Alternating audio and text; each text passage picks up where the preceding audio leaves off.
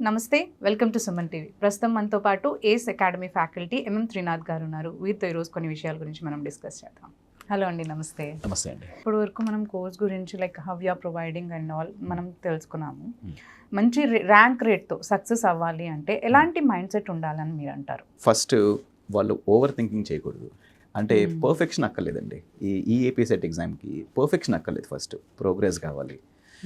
నాకు ఈ రోజు నేను 8 గంటలు కూర్చుంటే ఈ సబ్జెక్ట్ అయిపోవాలి వద్దు, ఆ కాన్సెప్టే వద్దు. 8 గంటల్లో మీరు ఎంతసేపు కాన్సన్ట్రేట్ చేయగలుగుతున్నారో అంతసేపు ప్రాపర్గా చదవండి ప్లీజ్. నా రిక్వెస్ట్ ఏంటంటే ఈ 1 అవర్లో ఈ టాపిక్ అయిపోవాలి వద్దు, ఆ డిస్కషనే వద్దు, ఆ మైండ్ సెట్ వద్దు. ఈ 1 అవర్లో మీరు ఎంత చదవగలుగుతున్నారో అందులో ఎంత పర్ఫెక్ట్ అయ్యారు, ఎంత ప్రాపర్గా దాన్ని ఇంప్లిమెంట్ చేయగలుగుతున్నారు. ఈ 1 అవర్లో మీరు చదివిన టాపిక్లో ప్రీవియస్ క్వశ్చన్స్ ఏమున్నాయో ఆ క్వశ్చన్స్ని మీరు సాల్వ్ చేయగలుగుతున్నారా లేదా, రేపొద్దున్న ఈ టాపిక్లో ఏ క్వశ్చన్ వచ్చినా సరే మీరు చేసే క్యాపబిలిటీ ఉందా లేదా, దయచేసి దాన్ని మీరు అవగాహన చేసుకోండి. That is enough. Different day different mind set ఉంటుంది. కరెక్ట్. సో సర్టన్ టైంలో ఈ రోజు పర్ఫామ్ చేసినట్టు రేపు కూడా చేయాలి అంటే కాకపోవచ్చు. Correct ma'am. ఒక ఎగ్జాంపుల్ చెప్పాలంటే సపోజ్ నేను రేపొద్దున ఒక స్కెడ్యూల్ ప్లాన్ చేసుకున్నాను అనుకోండి. మార్నింగ్ 5కి లెగాలి, 5 to 6 ఇది, 6 to 7 ఇది, 7 to 8 ఇది, 5 to 6 ఏమో మ్యాథ్స్ చదవాలి, 6 to 7 ఫిజిక్స్ చదవాలి, 7 to 8 కెమిస్ట్రీ చదవాలి. ఇలా ప్లాన్ చేసుకొని ఒకవేళ 5 o'clock కాకుండా నేను 6 o'clock ఒకవేళ నేను గెటప్ అయితే మొత్తం నా స్కెడ్యూల్ అంతే డిస్టర్బ్ అయ్యి అది నా నెక్స్ట్ ప్రిపరేషన్కి నాకు అది ఎఫెక్ట్ అవుతుంది. సో ఈ మైండ్ సెట్ వద్దని నా ఉద్దేశం. సో మనకి కావాల్సింది టార్గెట్ కాదు, task, which is very important. Right ma'am. అది first thing. Second thing, actually నేను కొంతమంది స్టూడెంట్స్ని తక్కువగా ర్యాంక్ వచ్చిన స్టూడెంట్స్ని ఎందుకు తక్కువ మార్క్స్ వచ్చినాయంటే మా పేరెంట్స్ వర్క్ చెప్పారు నాకు, మా మదర్ నాకు చాలా వర్క్ చెప్పారు, నేను డీవియేట్ అయిపోయాను, డిస్ట్రాక్ట్ అయిపోయాను. ఇది నాకు వచ్చిన ఆన్సర్స్. వాళ్ళ కోసం ఒక చిన్న ఎగ్జాంపుల్ నేను చెప్తానమ్మా. జస్ట్ నా ఫ్రెండే.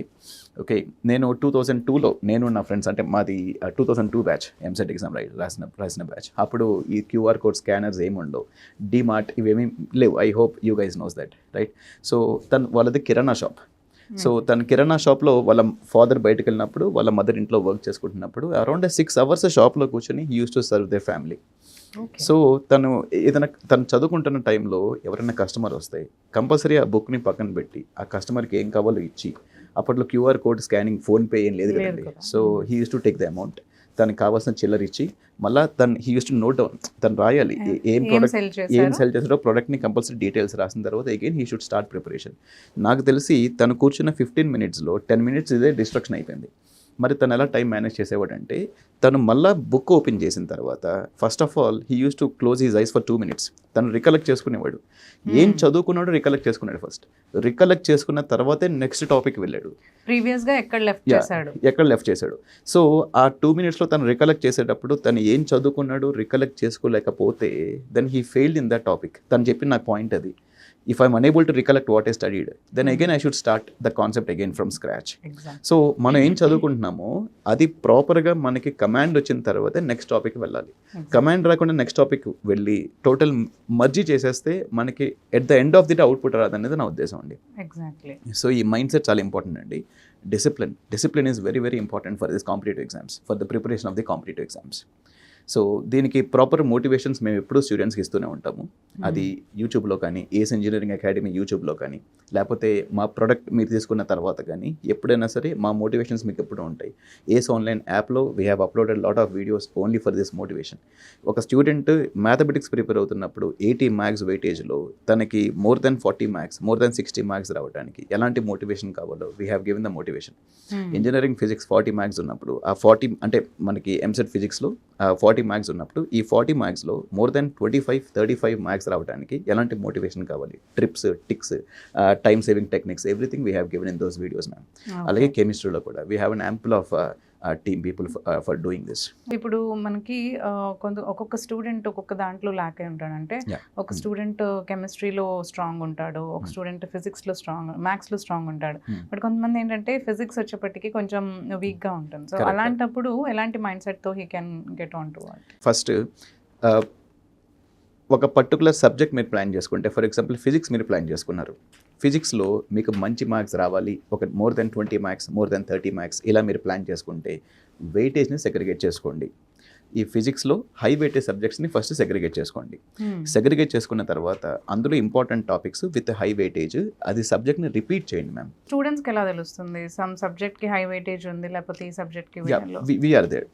So we are there to guide them for sure. Properly guide. Absolutely. Last 15-20 years previous papers అన్నిటిని మేము గ్యాదర్ చేసి దాంట్లో ఏ సబ్జెక్ట్లో ఎక్కడ హై వెయిటేజ్ వచ్చింది అన్నది we have given input to the students. That's important.